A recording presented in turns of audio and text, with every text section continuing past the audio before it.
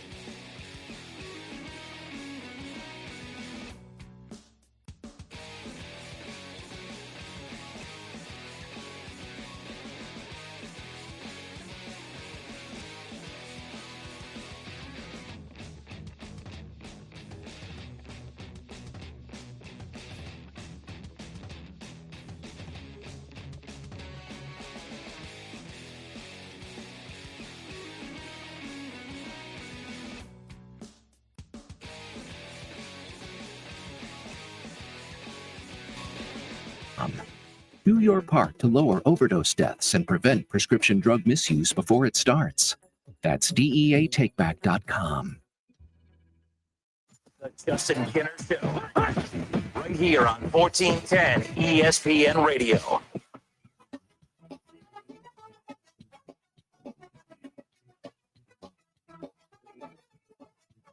All right, everybody, we welcome you in live here on a Tuesday, the Justin Kinner Show, presented by Frickers. Frickers, your home for fun food, sports, and spirits. All right, wow. So last night, obviously the Dayton Flyers played on Sunday in an exhibition game. As far as the Care Source Classic is concerned, Wright State played last night, and it was just kind of wild taking in some college basketball this weekend with everything going on, college football, the NFL, the World Series matchup is officially set. We're going to talk about that in a moment and what it means. Baseball is like the narrative in baseball. I don't know if the narrative is as real as what we want to make it out to be. You would think the way we talk about baseball is if it's just the same champion every single year, the same three.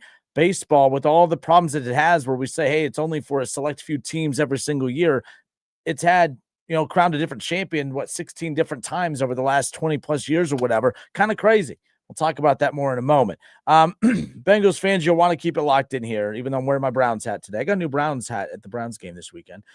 So it stood up in the rain, so I'm pretty excited about that. But nonetheless, Bengals fans, you want to keep it locked in here. Even though I'm wearing my Browns hat, I have to admit that I was wrong about something when it comes to your Cincinnati Bengals. I'll have that coming up for you here in just a few moments.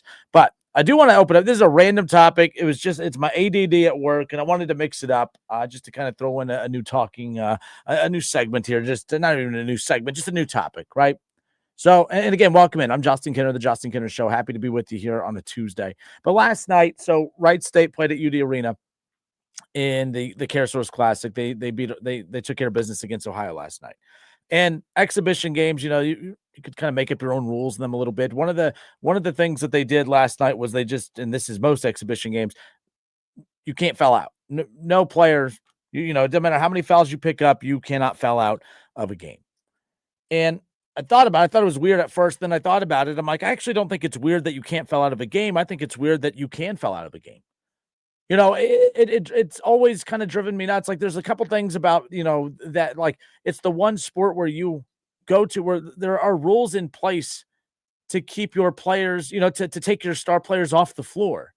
Why would that even be a thing? I can't stand the concept of players fouling out. I'm not a fan of it whatsoever, especially at times whenever there's a big game and the officials get a little hair up their ass and they decide that they want to make the game about them and they're calling a very ticky-tack game. And your star, the best team sometimes can't win a game because they get in foul trouble early, and it has nothing to do with whether the team was prepared to play or not, whether a player was good to go or not, or anything like that. It drives me nuts. I think that the concept of fouling out is actually probably one of the most ridiculous things in all of sports, if you truly think about it. It got me thinking about it last night. Wright State in an exhibition game last night, UD at UD Arena over the weekend, and players couldn't foul out in these exhibition games. There wasn't really many other changes made to the flow of the game. It just said, hey, you can't foul out of a game. Well, why can't you, when I've asked people, well, why can't you foul out of a game? Well, it's an exhibition game. It's just about, kind of getting loose and prepared for the season. You want to keep guys out there. It's about keeping them out there. And I'm like, okay, that's great. I love that response. I love that answer. But that should be basketball in general. Like that should be how we view it in general. Like we should not have rules that take your stars off the floor. injury, all that stuff. Okay, that's one thing, but like there should not be rules that are implemented into a sport that take your star players off the floor. Not a fan of it. I liked it last night. Now, what do you do in replacement of it? Like, okay, well, you have to be held accountable for fouling in some capacity. I agree. It could just be as simple as, hey, every time you get in foul trouble, or not foul trouble, but if your team accrues an X amount of fouls, you're sending the other team to the free throw line. Now, I get it, pace of play issues, a lot of game stoppages. I get that, but I'd rather deal with a little bit more game stoppages throughout the game with my star players on the floor than less stoppages in play with my star players being taken out. I just thought the concept last night in these exhibition games for players that you cannot foul out in these. I thought about it, and I think that's how it should be. Because what I also saw last night, and what I've seen in these exhibition games, including the Penn State UD game on Sunday, when you don't fear fouling out, you get to be extra aggressive. And I saw that last night. I saw it on Sunday. I saw teams that are aggressive because the players now, you don't want to foul, but you're now not worrying about being taken out of a game because you get in foul trouble. So I would love to see that taken out. It won't happen. It's a random topic. I get it. It's my ADD in full force today. But I was watching that last night. Chris and Jim were on the call. Shout out to them. That was a concept that just kind of sat in my head for the most of the day. In my ADD earlier, I'm like, I just wish they would keep that as a thing. Stop taking your players out. And like I said, a player starts to accrue too many fouls. Now, every time that player commits a foul, all right, it automatically sent, maybe if you're not in the limit yet, but that player's the limit. If that player fouls, coaches might say, hey, we are going to take you out in a late game situation because if you foul them, you will put them at the free throw line versus if he fouls them, we have fouls to give, that type of thing. But I'm just saying overall, I'm not a fan whatsoever of any kind of rules or penalties that put you in position to have to take your star players out. You go to the game to watch your favorite player and they pick up 2 fouls early. Well, great. We spent all this money on a ticket and now we don't even get to see them until the second half. And then the second half starts. Now that player has to be, he's going to play very timid and hesitant because he doesn't want to continue to get in even more foul trouble. So, you know what I mean? Like, stop taking players out of the game. Stop having rules that punish you by removing your players from the field or from the floor. I mean, it is what it is. I thought that was random. And then I thought about another one, if I'm going to look at football. So if I could change one thing about basketball, if I could take one thing out of basketball, it would be I would eliminate the concept of players fouling out. I'm fine with there being some kind of penalty for continuing to accrue fouls throughout a game. I am not a fan of being taken out of a game. Fans come to games to watch the players. All right. And it's one thing if you go and your player doesn't show up and he's had a bad night, he's not making shots, he's, turning the ball over, having an off night, whatever. At least he's doing that out on the floor. It's another to have your starters not be out there at all because of some stupid foul rule. That's always been a part of basketball. It will not change. I'm just saying I would get rid of that. Football, as far as that's concerned, here's what I would eliminate in football. I would eliminate the extra point. I think the concept of the extra point is the dumbest thing ever. I'm fine with special teams. I'm fine with, kicking field goals. But you bust your ass to score a touchdown. And then, you like the extra. I just don't get why you score a touchdown. It should just be 7 points. Simple as that.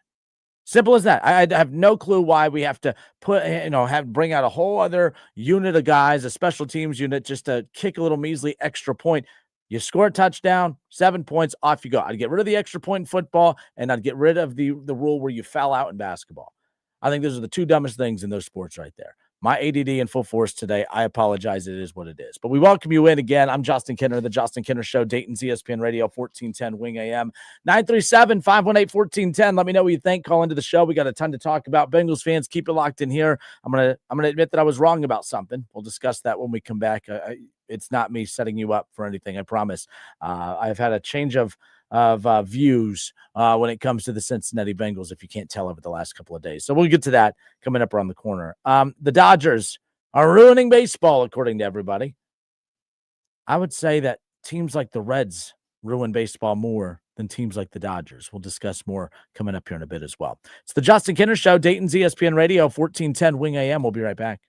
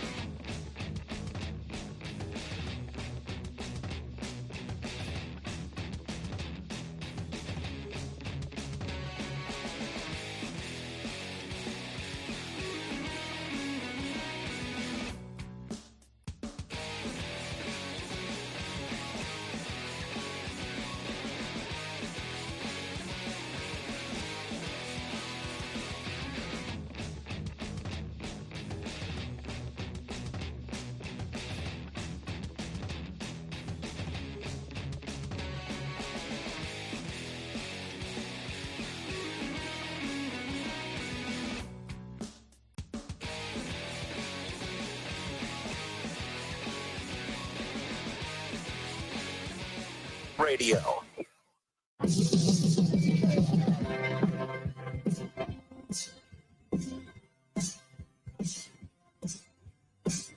Justin Kinner back with you here, Dayton's ESPN Radio 1410 Wing AM. We opened up with honestly, it's just one of those days for me, my ADD taking over, and it was an ADD situation last night. Wright State in exhibition play at UD Arena. They win 63-57 over Ohio out of the MAC, the Bobcats out of the MAC. It's an exhibition game. Who cares, right? I get that. But, exhibition games are happening all over right now. Dayton just played Penn State at UD Arena over the weekend, and they'll have Bowling Green coming up before the season officially gets here. So, it was pretty cool to take in some college basketball this weekend. And as I shared to open the show, the one thing that was the most unique about these exhibition games, and I really don't get it. They, basically before the game started, they just tell you, hey, by the way, all players, there's no foul limits. Like no player will foul out. Everyone just plays through the fouls. And I said, okay, kind of weird. Don't understand the concept of doing that in an exhibition game and just not in a regular season. Or like, why would you do that? I talked to a few people and they said, well, the reason is it's an exhibition game. You're wanting to get your guys out there. You want them to get time out on the floor. And I'm like, well, isn't that the case in every game?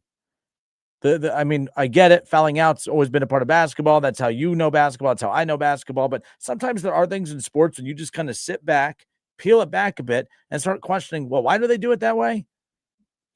And what do they always tell you? The worst person you could be at work is the person that says, well, we've always done it that way. It took last night for me to kind of realize, like, oh, yeah, I kind of like that. There were some players who were racking up some fouls in the game, but yet they continued playing hard throughout the entire game. They didn't let the fact that they kept piling on fouls. And it's not like they were playing like reckless.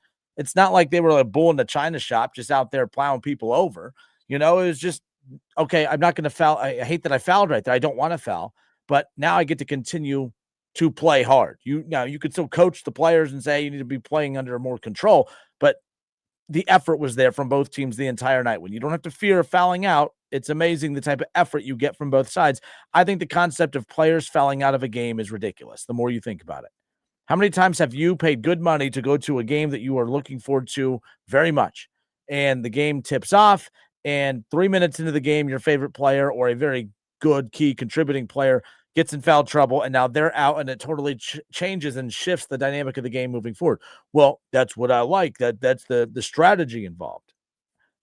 I always respect strategy that's involved in sports, but I also want to be entertained. And I think any rule that is putting your sport in a position to take your star players off the floor, I don't see how that's beneficial to anybody. You could still hold players accountable if they keep accruing fouls and it's getting a little out of hand. You could still make it to where it's a problem to have that player out on the floor late in the game. If that player fouls, even if your team's not in the limit, but that player's in the limit. So if that player, fouls again, no matter who it is, if he fouls that individual, that person's going to the free throw line. And then you have to ask yourself, okay, that kid's a little too aggressive when he's out there. We can't afford to put guys at the stripe at this time. So he's a liability. We're going to take him out. If you choose to take him out because of that, fine. But fouling out after 5 fouls is not a lot. You pick up 2 fouls in the first half, you're done. And then you start the second half and you're playing very timid because you don't want to pick up your third very quickly. And then by the time you can start to play aggressive, you're kind of out of rhythm, you're out of your flow, and you're basically, it's just, your night's done. The second you pick up 2 fouls and a half, you're done. Maybe not fouling out, but you're done for the night because it's really hard to stay in any kind of rhythm as far as that's concerned. If I can make one change to basketball for, obviously you have women's basketball is quarters. Forget women's basketball is quarters. Every level of basketball is quarters except for men's college basketball. That's one that I hear a lot of people say that they would change, and I have no problem with that. I would change the rule. I don't want to see players foul out. I saw it last night that, they said, okay, players will not foul out. There's no limits on fouls. Cool. I watched 2 teams that played their asses off the entire time. Not reckless. There's one player that I think is a little reckless, but that's besides the point. I shouldn't say reckless like in a bad way, but like a bull in the china shop. But not every player's out there trying to just take somebody's head off. They're out there playing good, hard, physical basketball, and I think that's what people want to see. I just think anytime you have a rule that takes your players off the floor that fans have paid good money to go see, I think there has to be another way. Shaw said, so no matter how many fouls a guy gets, he could play. Yeah, he could play.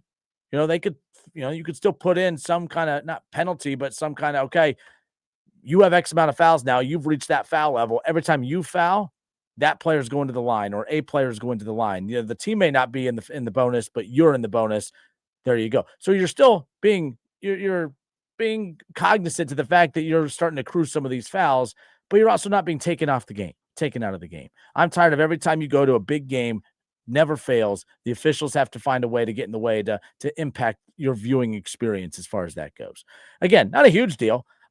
Because of the exhibition game last night that we carried on 1410 ESPN Radio, we carry all Wright State games this season like we have the last couple. I thought it was unique when they said, hey, this exhibition game, no foul limits. And I'm like, that's how it should be. That's how it should be as far as that's concerned. And Shaw says, or you could play defense without fouling. Fouling's going to happen. And I'm not talking about some hothead player that's, trying to be obnoxious and trying to hurt people, whatever. That could be another conversation, but penalizing guys for trying to play hard, I'm just not a big fan of that. And I get it. In football, you have pass interference and other stuff, penalizing guys for playing hard. But imagine if a cornerback, all right, that's his second pass interference call, he has to be taken out of the game. You see how ridiculous it is? You're penalizing guys for trying to make a play at a ball, trying to be aggressive. I'm just not a fan of those types of things. Brian Weaver on Facebook, no fouls in the Hack-a-Shack era would have been, no fouls in the Hack-a-Shack era would have been a disaster. Well, I think a player that can't make free throws, I think that situation's, I didn't say the player, I said that situation is a disaster. I'm with you, but at the same time, it is what it is. I just don't want to see players taken off the floor for fouls, nonetheless. And those of you who are disagreeing with me, and you're entitled to your opinion, that's fine. But you're almost advocating for players to be taken out of games. And that's what for me as a fan of a sport, I want to see more of my players, not less of them. So any rule that is getting in the way of me being able to see more of my players, I'm against that rule right off the bat. I understand the concept of the purpose of fouling out and all this. Find a different way. My whole view on sports has changed thanks to Rob Manfred. Rob Manfred has been so aggressive as the commissioner of baseball with all the changes he has made, changes that I was told by the baseball faithful would never happen. I was told they would never happen because of how stupid the rules are. Well, the rules happened, and not only did they happen, but the rules were not stupid. The rules have actually made baseball as popular today as what it has been in so long.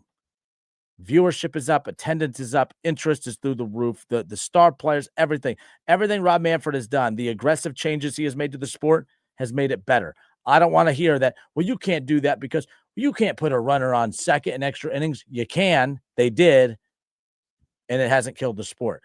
Well, you can't, you can't put the DH in the National League. You can. They did, and it's worked.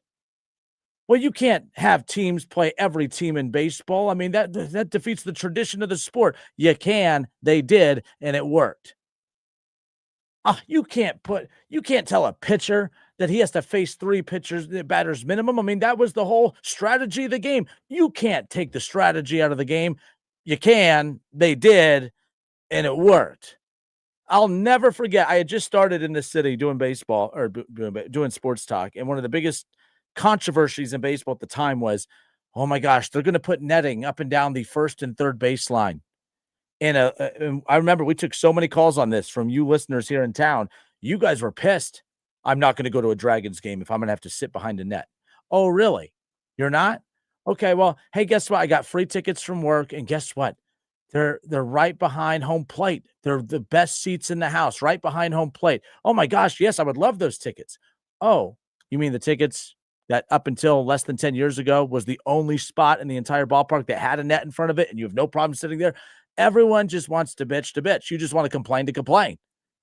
I'm not going to go to a game if I have to sit behind a net. But the most expensive seats in every ballpark up to that point were the only seats behind a net. You know what I mean? Like, people drove me nuts during that stretch. But you can't put netting up and down the third and first base line. You can. They did, and it's worked. You can't get rid of fouling out in basketball. You can. They won't, but it would work. It would keep your players out there. I don't want to spend money to go watch Jokic and then him get in foul trouble and then not get to watch Jokic. By the way, the NBA doesn't need any help with taking their stars off the floor. The NBA, I swear to gosh, I have to say gosh here. I swear to gosh, these NBA players, most of them, Okay. Most of these NBA players, it is like a fetish of theirs to work your ass off in high school and college to get to the NBA just so you don't have to go to work. I don't get it. Imagine busting your ass in high school to get great grades so you can go to a great university. And you go to a great university and you spend a ton of money and you get a great education so that you can get a job that you just don't ever want to do. That's the NBA players. They drive me up the wall. That's why the NBA has just continued to just plummet down my list of interest over the years, because why should I be interested in you when you're not interested in what I want to be interested to tune into? But that's a whole argument besides the point. NBA players, it's a fetish of theirs to find ways to get out of playing. I don't need more rules to put them in position to not play. I'm just saying, it is what it is. Brian Weaver on Facebook, what up, Brian? Says maybe just limit the intentional fouls that after 2 flagrants, and you're out. Yeah. I mean, there's, like I said, there's different layers to the conversation here. Everyone's going to have a different take on it. But for me, you do need to call fouls to stop play, especially to put stoppages out there to keep players from being a little bit too aggressive. You need to have control of the situation. Last night's game, they didn't, no players were fouling out, and players knew they couldn't get fouled out. So they were being extra aggressive. But I like that style of basketball. I like when guys try. This is why, like the NBA, no one likes it because you're watching a bunch of really, really, rich 1%ers of the world who have a dream job not want to play hard. That's why I love college basketball so much, because we are watching guys that will run through a damn brick wall for an opportunity to play, whether it's at the smallest school in Division I college basketball or the biggest school. I love college basketball for that reason. And I love physical basketball. And that's what I saw last night. And I saw it on Sunday, because when players don't have to worry about fouling out, they're going to play hard. And you could say, well, then they're just going to continue to foul because they know they can't be fouled out. Once again, you start to accrue too many fouls. Every time you foul, now you've put your team in a position where the other team goes to the free throw line every time you foul moving forward. And then it's up to the coach if they want to, if you're a liability or not moving out there. It is what it is. It's a random topic. It is what it is. But that's my ADD topic of the day, if you will. Shaw says, no, I'm advocating for the sport being played how it was meant to be played. I don't want to hear how it was meant to be played. Baseball they wasted decades and decades telling us how the sport was supposed to be played. And guess what? They said, hey, I know how it was played, but we got to change how it was supposed to be played so that, people can watch it, whatever. I'm not saying people aren't watching college basketball because of that, but if you want to, you can have any argument you want against my take on this, but don't say, but that's not how the sport's supposed to be played, because baseball was supposed to be played a certain way. And guess what? It's not being played that way. And it's as popular as it has been in decades. But I get it. It's the Justin Kinner Show, presented by Frickers. Frickers, your home for fun, food, sports, and spirits. 937-518-1410. That's the number to call and jump in on the conversation. The Dayton Weight Loss Secret Program has successfully helped thousands of people lose 20 to 30 pounds in a month or two. I am one of those thousands of people that lost 20 to 30 pounds right off the bat, of course. To get more information on how you could be one of those thousands of people, all you have to do is schedule your free consultation in person or virtually by calling Dr. Justin and his staff at Dayton Weight Loss Secret today, 937-999-1480, or online at DaytonWeightLossSecret.com. All right. No injections, right? No endless workouts, no prepackaged meals that always look better outside on the box than whenever you open it and warm it up. I'm telling you. And it's not just helping you lose weight. It's resetting your metabolism and putting you in position to be much, not just healthier in regards to how you look, but how you feel. That's been the biggest takeaway for me, is I just feel better. Feel better about how I look, yes, but I feel better, just energy levels and everything else that comes with it. Call Dr. Justin, Dayton Weight Loss Secret today, 937-999-1480. All right, Bengals fans, I'm going to admit something when we come back. I was wrong. I made a mistake about a particular player on your team, and I'll tell you who that player is and what I was wrong about when we come back. It's the Justin Kinner Show, presented by Frickers, live here on a Tuesday. We'll be right back.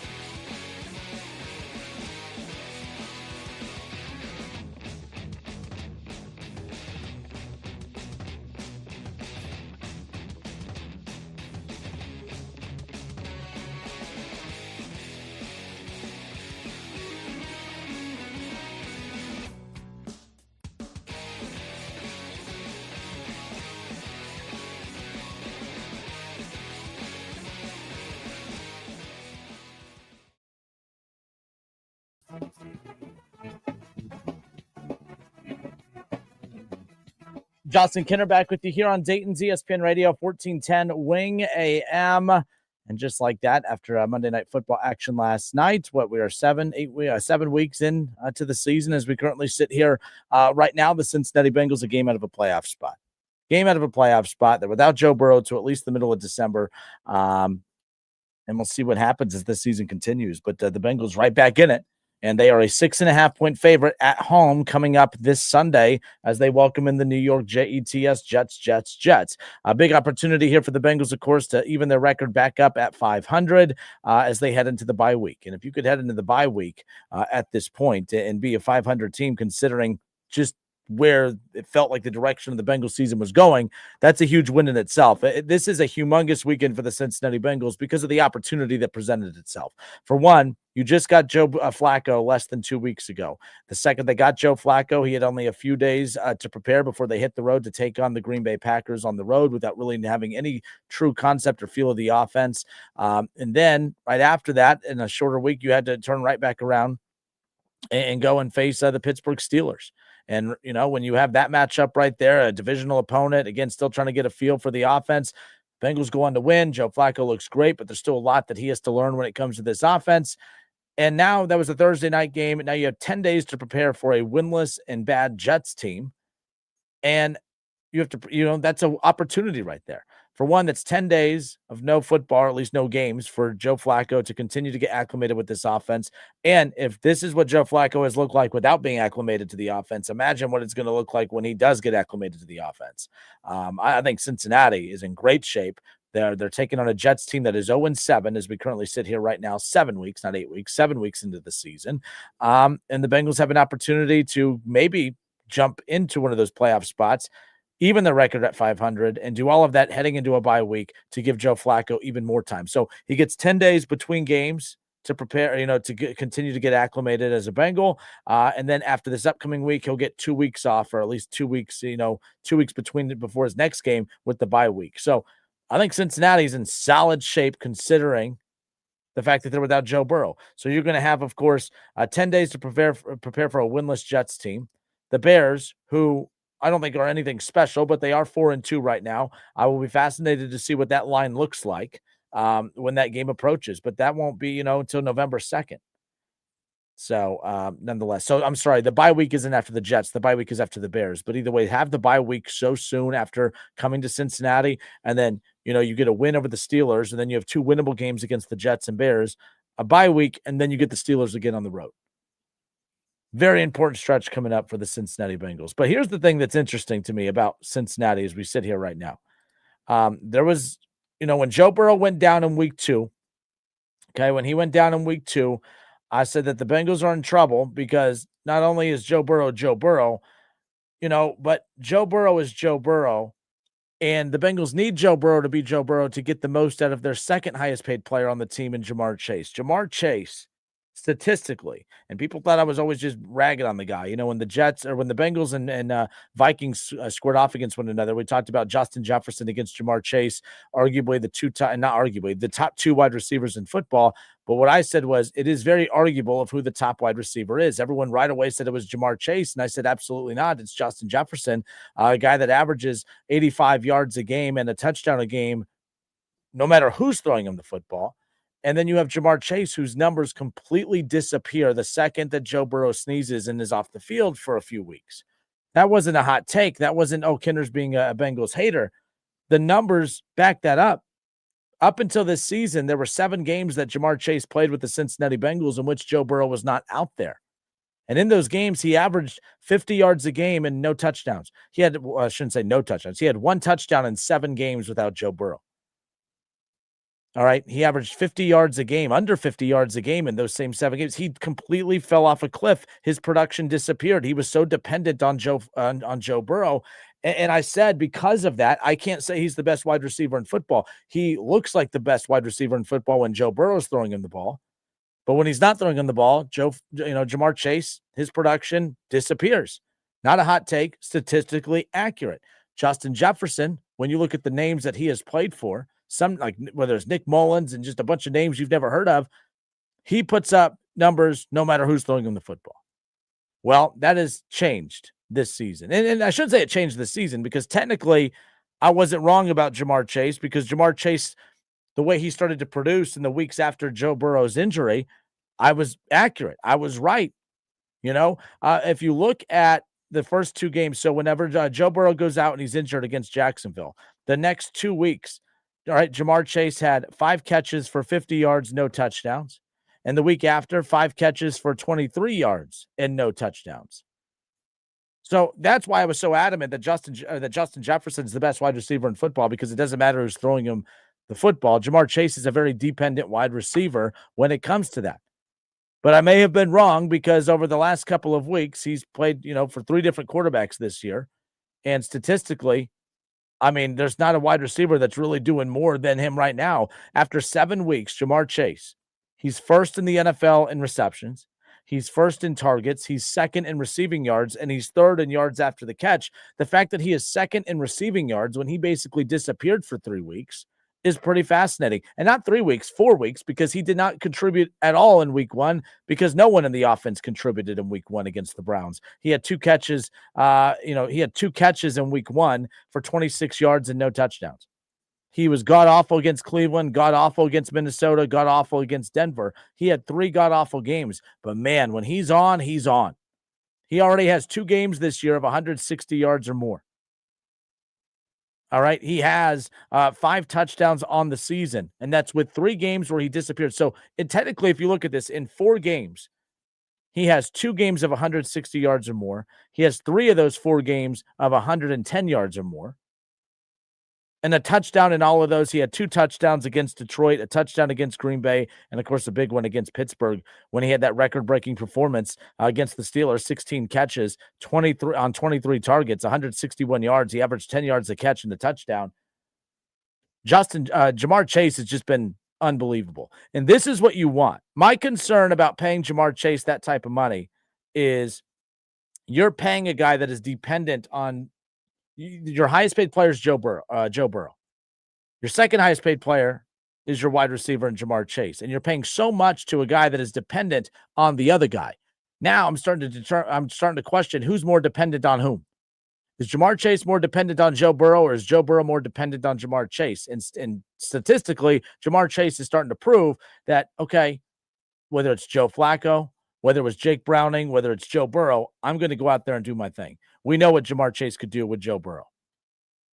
6 catches, 110 yards, 2 touchdowns in a game against Detroit with Jake Browning throwing him the football. And then you look at the fact that, of course, he's almost had 250 yards, 2 touchdowns on 26 catches over the last 2 games with Joe Flacco throwing him the ball. And that's really within a game and a half, because in the first half against Green Bay, it was just about getting Joe Flacco acclimated to that offense. So I'm willing to admit, okay, maybe I was a little too aggressive, too critical of Jamar Chase, because the guy's been phenomenal.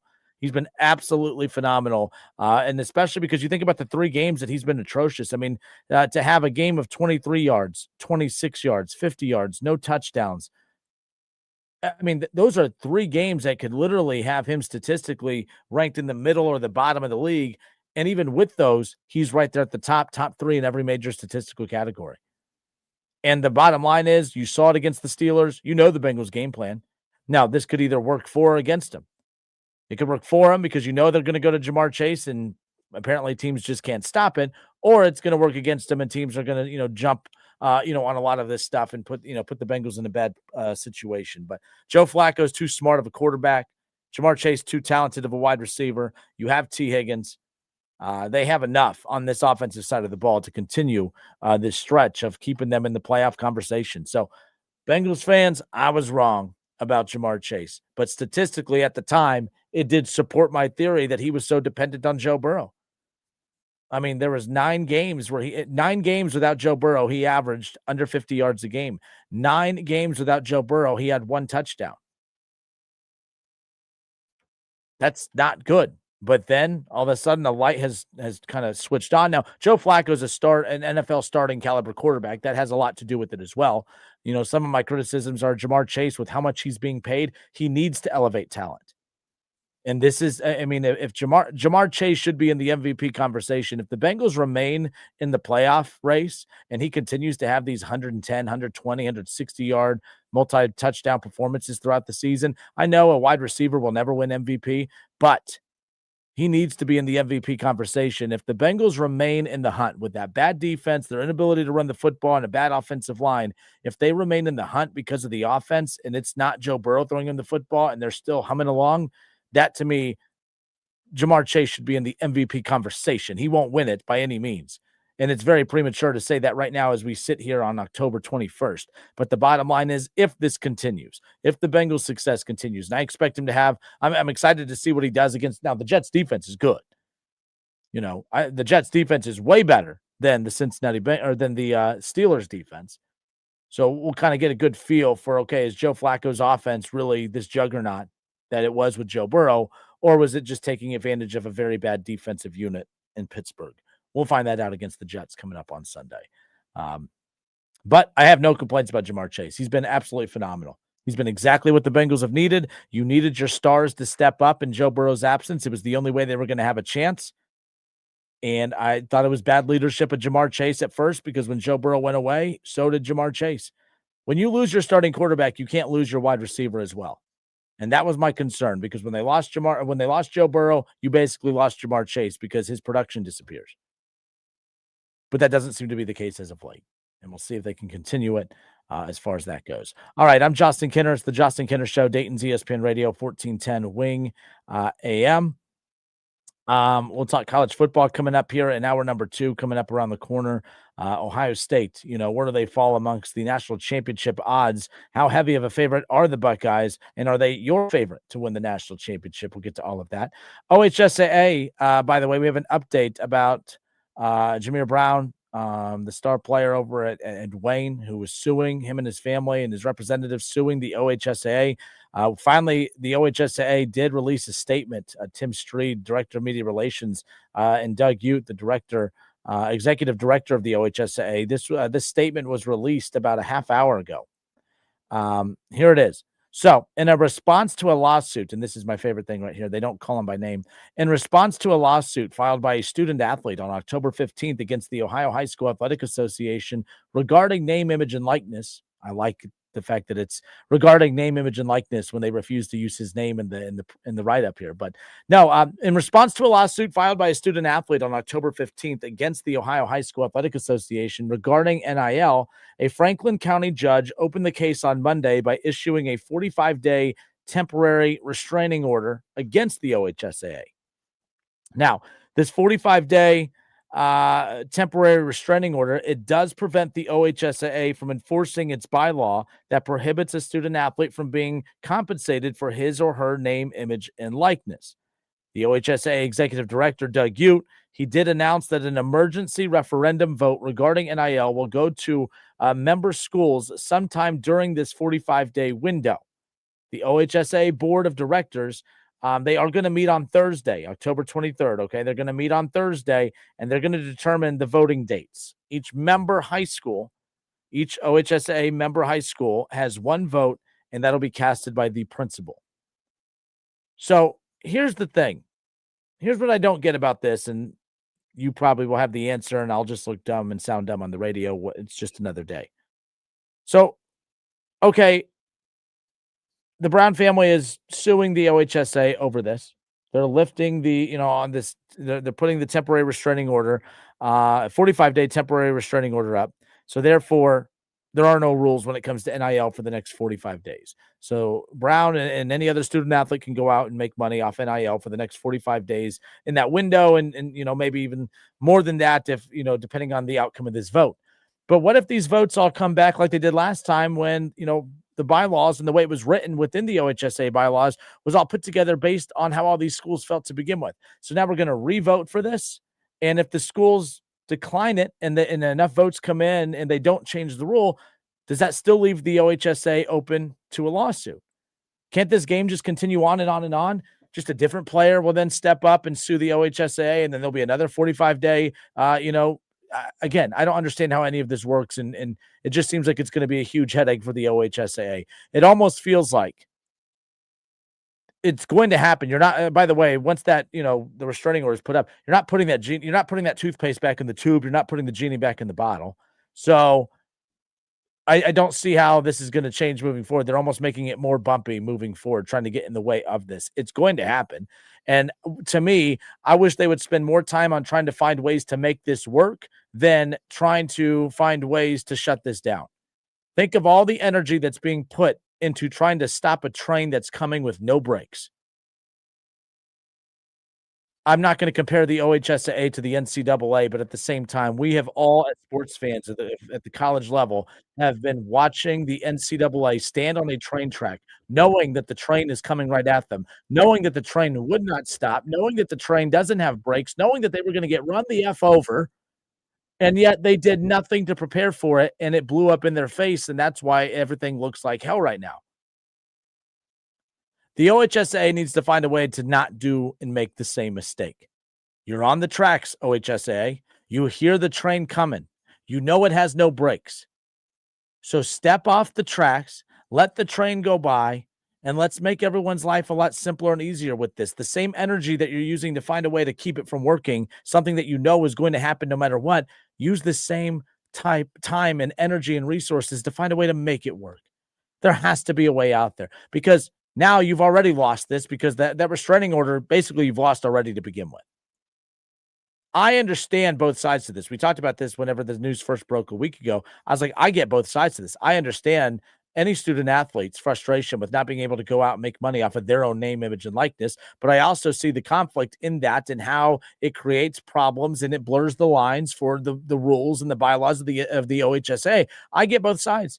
I get the dark side of what's about to happen, as far as, we know what NIL was intended to be for college. It was supposed to be, hi, I'm Justin Kinner with such and such basketball team, and I'm here to tell you about my friends at such and such card shop or such and such car dealership, or such and such, Lee's Famous Recipe Chicken, whatever. That's what NIL was supposed to be about. And what it's turned into is, hey, we have a bag of $3 billion waiting for you when you get here if you come play for our school. That's the stuff that's going to happen if they don't find a way to allow this to be an enjoyable experience. By the way, I think that this should be an enjoyable experience. Youth sports, what it does for the community, high school sports, what it does for the community, to be able to see your local high school stars, be a part of, community businesses and help. And by the way, these names are only going to help your local businesses as far as that's concerned. And you're putting money in the pockets of the high schoolers for all the hard work that they've done. I have no problem with this. But what I want it done a certain way. I want it done in a way that's going to be effective and fruitful for all sides and it not be a war. Right now, I feel like it's the players versus the NCAA. I don't want to feel like it's the players against the OHSAA. And I feel like that's where this is trending, and that's the unfortunate part. Stop spending so much time trying to prevent something that's inevitable from happening, and start using all this time, using every single ounce of energy and resources of finding a way to make it work, because it's going to happen. And the only way that this blows up and turns into a problem is going to be if the OHSA doesn't handle this correctly, as far as accepting the fact that it's going to happen and making it a smooth transition. Who knows? But we know nothing ever works the way we want it to, as far as that goes. But either way, I'm Justin Kinner with you here at the Justin Kinner Show, presented by Frickers. Frickers, your home for fun, food, sports, and spirits. Titan Graphics is the Miami Valley's choice for custom screen printing, embroidery, laser engraving, and promotional products. Place your order today at Titan Graphics. If you are a coach, if you are a business owner, work in HR, whatever your business title is, and you're responsible for providing, T-shirts or any kind of promotional items or what have you, give Titan Graphics a call today. They take care of all of our promotional items, from our pens to wristbands to the koozies to the signage, everything that we use here at Connoisseur Media, 1410 ESPN Radio, Z93, everything. All of that is done through our partners over at Titan Graphics. So please give them a call today and help support a local business that supports us in Titan Graphics. The Titan Graphics is the Miami Valley's choice for custom screen printing, embroidery, laser engraving, and promotional products. Place your order today at Titan Graphics. All right. We'll be right back. Plenty more to get into. We'll talk some college football. The Buckeyes are national championship favorites, according to the Vegas odds makers. But are they your national championship favorites? How much of a lock are the Buckeyes as far as the favorites to win the national title? We'll get to all of that when we come back. The Justin Kinner Show, presented by Frickers.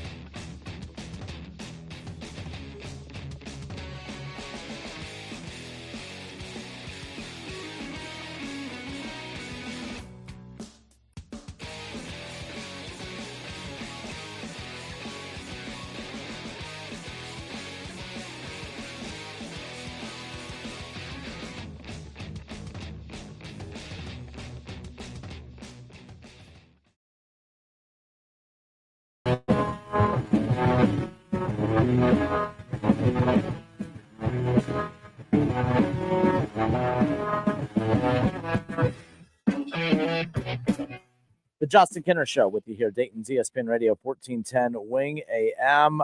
So the World Series is officially set. The Dodgers and the Blue Jays. The Blue Jays win Game 7 last night over the Mariners to punch their ticket to the World Series. And we'll see the Dodgers at the Blue Jays coming up on Friday, October 24th. So this Friday, Dodgers, Blue Jays, Game 1 of the 2025 World Series. It says tickets are as low as $1,000. How about that?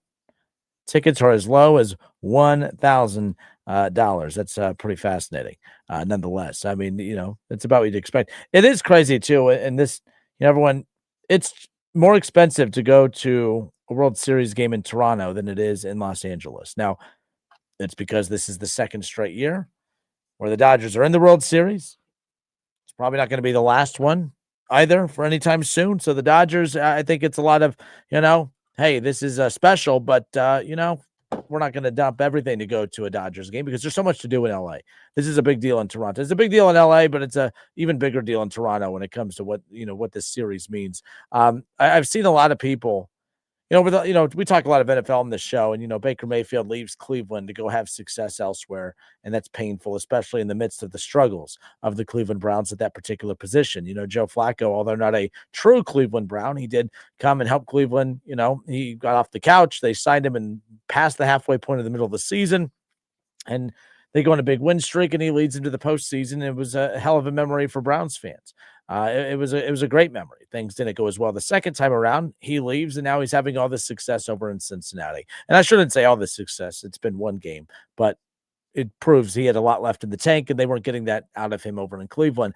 But it's not just the football team that lets really talented individuals just walk out the door, and then they go on to have success elsewhere. I got a kick out of this that there are a lot of former Cleveland Guardians in this World Series, and not just in this World Series. On one side of this, they're on the Blue Jays. It's the Toronto Guardians is basically what this is. But obviously, Ernie Clement and Shane Bieber. You have Jimenez, Santander, Miles Straw. That's a handful of big-time contributors on the Blue Jays roster that at one point were Cleveland Guardians, and they just let those individuals go. And so I see the irony as far as that goes, nonetheless, especially because it is Cleveland. But that has to be painful. It is cool in recent years when we've seen players that we were fans of in Cincinnati go on to have success and win a World Series elsewhere. We were really hoping, I was pulling to see Joey Votto go to a place where he could have success. And, it would have been interesting. It would have been kind of cool to see, after as long as Joey Votto spent in the major leagues, to go to Toronto and be a part of this. He was part of the Blue Jays last year. He obviously didn't make the team. He was cut obviously early on in the season, but man, oh man, how close that would have been. But that's Joey Votto's fault. He was content with losing in Cincinnati. That's my hot take for the day. I've been cool, calm, and collected as of late, but I will not back down on my Joey Votto take. He was content with losing. He never once threatened the organization to trade him to a contender or, either get good players and we need to start winning games or I'm out of here. He was just content. Like it drove me nuts. I don't mind when players throw temper tantrums when their team's losing. People that I hated Myles Garrett last year or over the offseason because he wanted out. I'm like, I don't blame him. I don't blame him. Telling the front office, get your blank together or get me out of here. He obviously took the money, but Cleveland also had a very, very good draft, and they're trying to dig themselves out of the QB hell that they put themselves in. Bottom line is we see players do that all the time. If the Bengals continue to lose, don't act like at some point Joe Burrow is not going to sit there and say, all right, I need to accomplish, my ultimate goal of winning a Super Bowl. If I can't do it here, you need to get me somewhere where I can. If you're not going to help me do it, then, so be it. But that's besides the point. I want to talk about the World Series. We're going to get to college football in a moment. I know I said we'd get to it next, but as far as today's show, we were supposed to have Jason Fitz on. He is going to be on tomorrow's show in the scheduling conflict, so we're going to move him to tomorrow. And we'll have more college football on the docket for tomorrow as well. But I see so many people, like baseball is such a weird sport. It's such a weird sport because there's so many things about it that should lead to certain narratives being accurate and being true. And they're just not. People bring up the fact that the Dodgers, the Dodgers obviously have the highest payroll in baseball. The Blue Jays have the 5th highest payroll in baseball. Last year in the World Series, of course, it was another. I mean, this is the 3rd straight year where we've had a World Series where the two teams have the top 5 highest payrolls in baseball. Now, how many more times do we have to see that before we believe that you have to buy your way to the World Series? Because when you use those select talking points, it sounds like, man, the Reds need to spend at least $250 million to have a chance to get to the World Series. But if it's that simple, if it's that cut and dry, then why is it that Major League Baseball has had 16 different champions since the year 2000? You would think the way we talk about baseball, about how much of a problem that it has, is that, man, the Yankees and the Dodgers and the Mets and the Blue Jays and teams like that they are ruining baseball. You would think that there's only 2 or 3 teams that ever win a World Series. And that's not the case. This is the closest. I mean, I guess the Astros they had dynasty qualities. All right, they were there every year. They were in the mix every year, but I don't know if I would have considered. Would you guys consider the Astros a dynasty? I'm curious. Put it in the comment section. I don't know if I would. I think they were a fringe dynasty. I think they had I think they were right there. But the Dodgers are back in the World Series for the 2nd straight year. They were the odds-on favorite to get to the World Series and win it last year, and they did it. Same thing this year. They're right back there, and they potentially will do it again. This is a dynasty. The Dodgers are a dynasty. And if the Dodgers go on to dominate baseball the next 2, 3, 4 years and are constantly there, then yes, I think that narrative is very accurate. But the fact that baseball since the year 2000 has had 16 different MLB champions, that is the most of any other sport out there in that same time frame. In fact, Major League Baseball not only does it not have a parity problem, it doesn't have a parity problem at all. Like 16 different champions since 2000. The NBA has only had 12 franchises. 12 different franchises have won an NBA title since 2000. The majority of those, of course, are the Lakers, the Spurs, the Golden State Warriors, the Miami Heat have 2. Right, and right now the NBA is in the midst of a streak where it's a different champion every year for the last 7 years.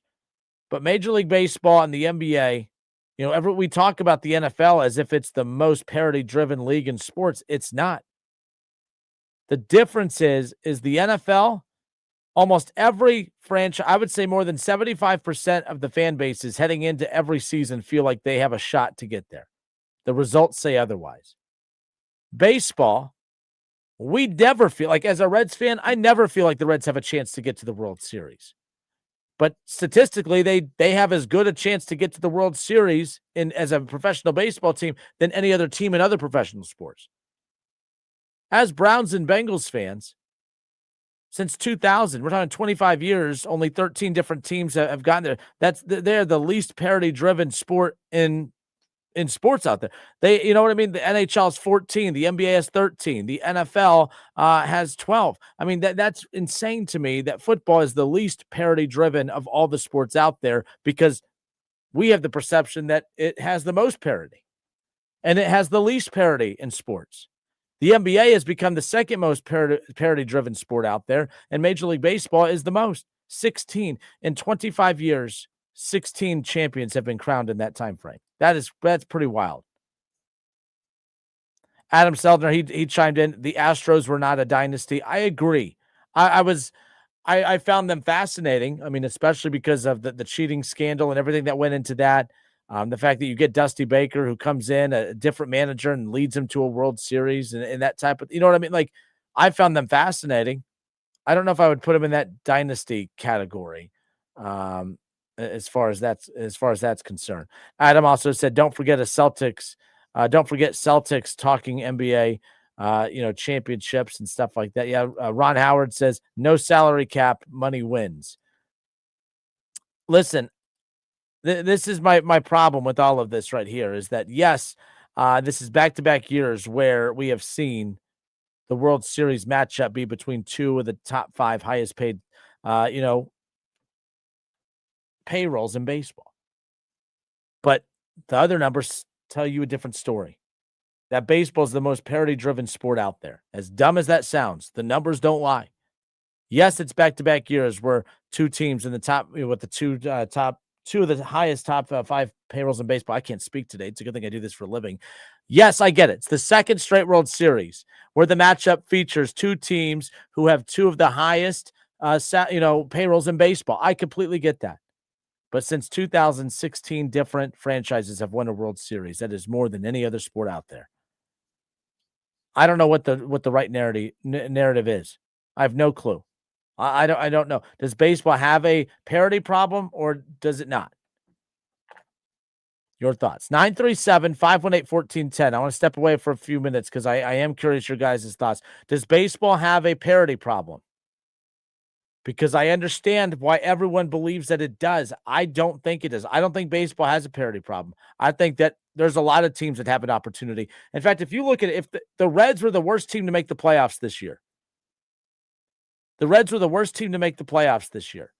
had the Mets done what they were supposed to and stayed healthy and actually got that final playoff spot, you could have made an argument for any team that made the playoffs to be World Series, to win the World Series. I could have seen the Brewers doing it, who were considered the best team in baseball for good chunks of time throughout the year. The Cubs visually, I could see them doing it. Had the Mets snuck into the playoffs with all that talent that they have, it wouldn't have shocked me to see them do it. How many playoff fields can you look at and say more than 75% of the teams have an actual realistic chance at winning it all?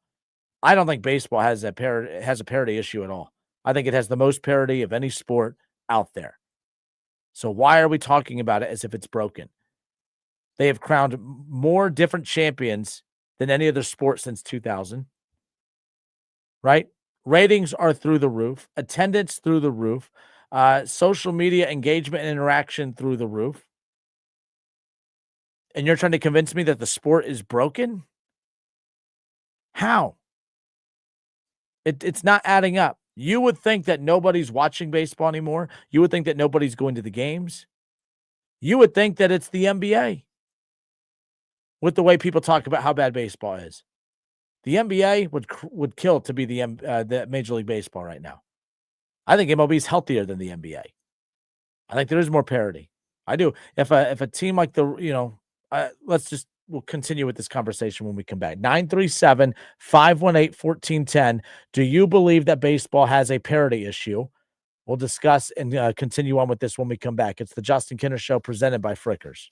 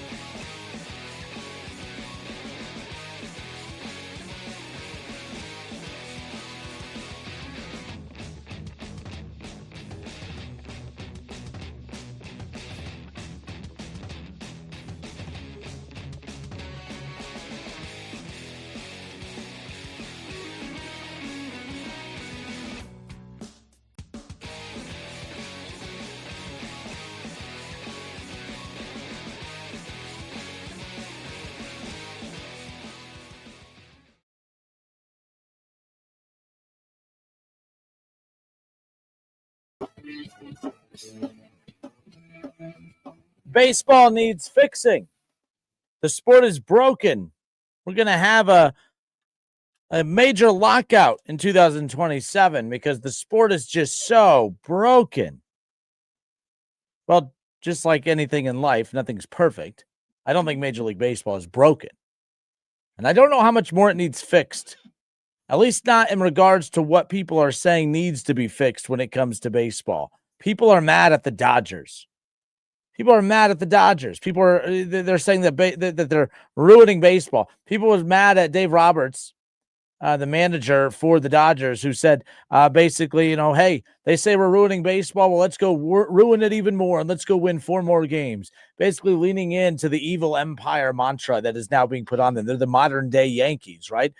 Because it was a lot of jealousy from people back in the day when the Yankees were dominating the sport. And it was, when you created the evil empire, that little nickname and chalking up all their success to just spending money, it was done to water down the success because it was easier to knock them down verbally and childishly than skillfully out on the field because you just didn't have enough good players or weren't willing to spend to go get enough good players. I just don't think that the sport is broken. I don't think that the Dodgers are ruining baseball. I used to be in that category, but I have shifted my mindset over the years because it's funny. We're going to sit here and we bitch and complain about our team constantly, refusing to spend money, refusing to go add big major, superstar players to the roster, refusing to invest into the roster, to let players like Luis Castillo go. The Reds had Johnny Cueto. They just let him go, just refusing to to secure pay and draft, develop, and free agency to invest into the roster. The Reds refuse to do it consistently to where they're a consistent contender. We rip our team constantly because of their unwillingness to invest into their franchise.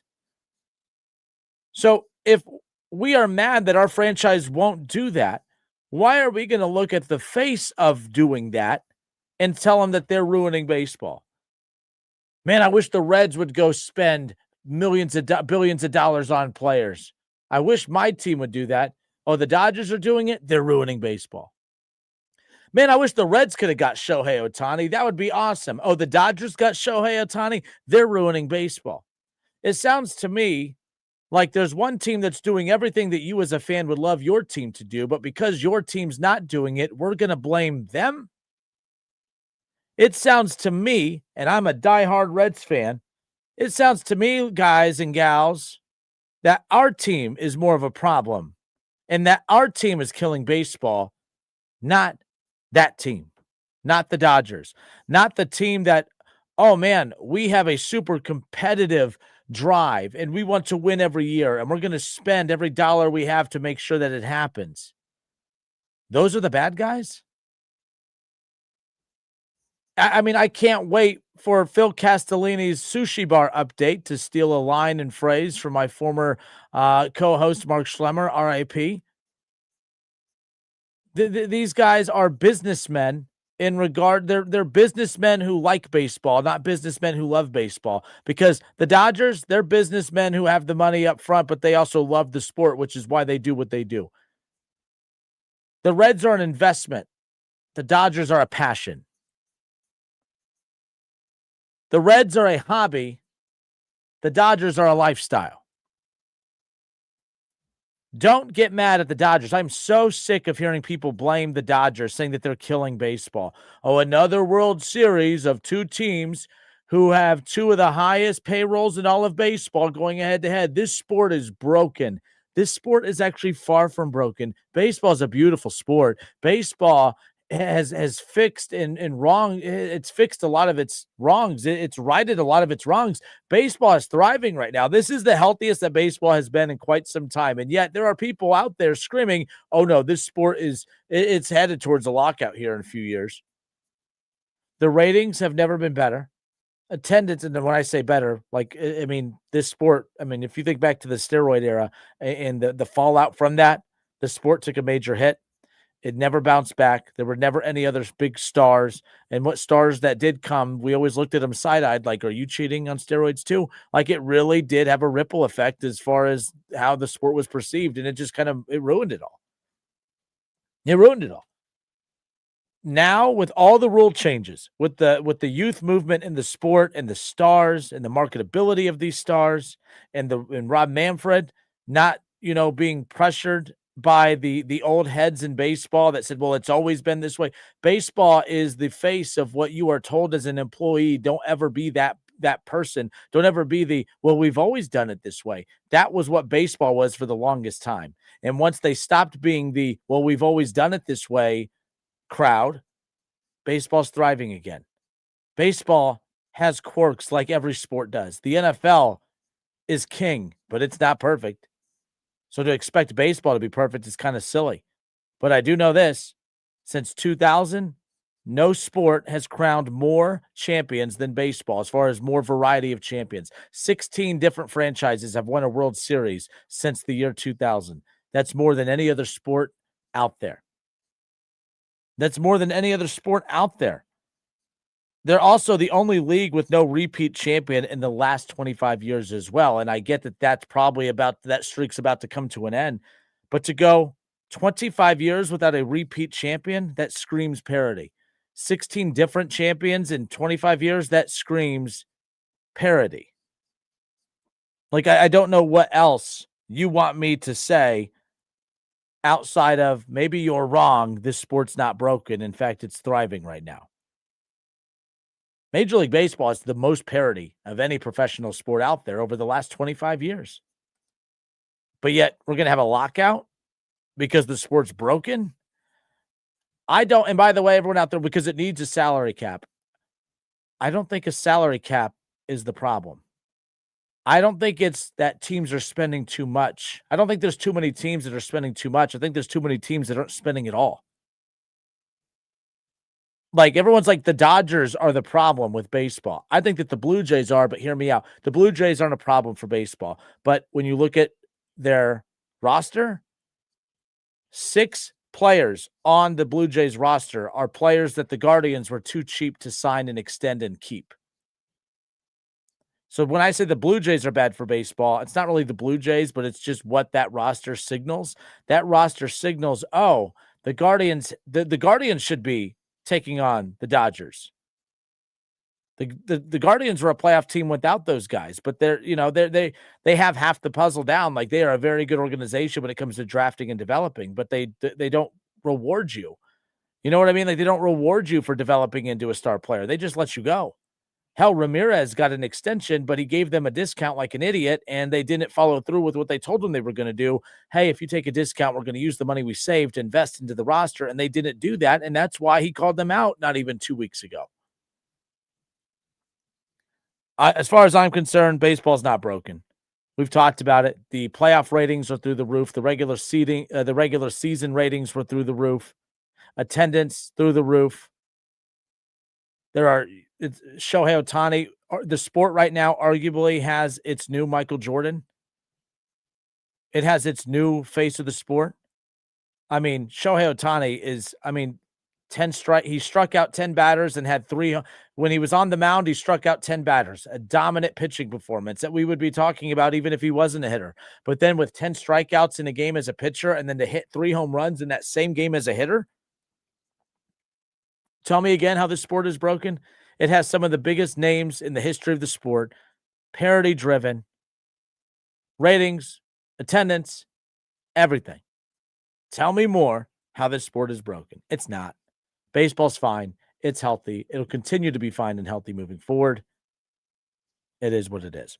All right, I'm Justin Kinner with you here, 1410 ESPN Radio, Game 1 of the World Series coming up on Friday night.